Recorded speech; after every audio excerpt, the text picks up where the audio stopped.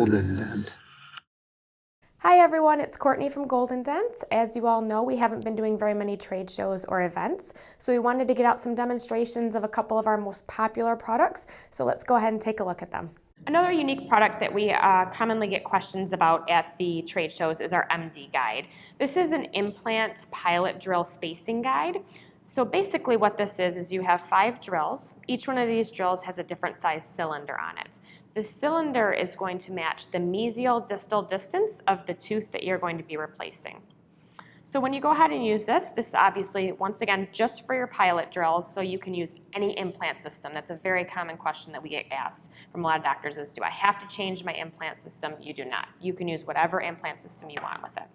So what we would do is basically go ahead and drill your first implant. Now we do also have these here.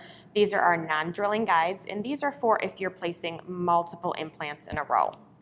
So if you were placing an implant bridge in this area of the patient's mouth, you have a spot where you can go ahead, you would drill your implant hole, and then just go ahead and put the spacer in there, kind of like you would have a Pontic there. Then you're spaced up, ready to go for your next implant for the abutment. So then you'd go ahead and drill your next.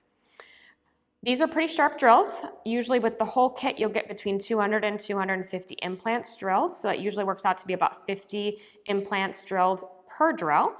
You don't typically ever have to replace these non-drilling guides unless you lose one. The most other common question that we get asked from a lot of doctors is they ask about the bone when you're going ahead and drilling these pilot holes for these implants. A lot of doctors worry about burning the bone or destroying the bone.